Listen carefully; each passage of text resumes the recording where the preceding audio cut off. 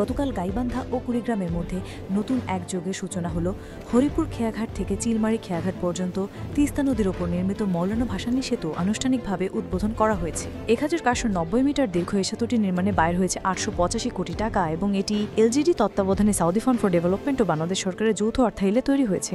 উদ্বোধনী অনুষ্ঠানে প্রধান অতিথি উপস্থিত ছিলেন স্থানীয় সরকার পল্লী উন্নয়ন ও সমবায় উপদেষ্টা আসিফ মোহাম্মদ সজীব ভূঁইয়া। উদ্বোধনের পর সেতুটি বিকেল থেকেই সর্বসাধারণের জন্য উন্মুক্ত করা হয়েছে। স্থানীয়রা সেতুটি চালু হয়ে উচ্ছ্বাস প্রকাশ করেছেন। হরিপুর গ্রামের আনোয়ার মিয়া বলেন, এ সেতুর ফলে আমাদের যোগাযোগ সহজভাবে জীবনের মানবের উন্নত হবে। সেতুটি চালু হলে গাইবান্ধা কুড়িগ্রামের মধ্যে ভ্রমণের দূরত্ব প্রায় ১৩৫ কিলোমিটার কমে যাবে, ফলে চলাচল বাণিজ্যরা সহজ হবে এবং স্থানীয় কৃষকরা তাদের পণ্য বা বড় শহরগুলোতে দ্রুত পৌঁছে দিতে পারবেন।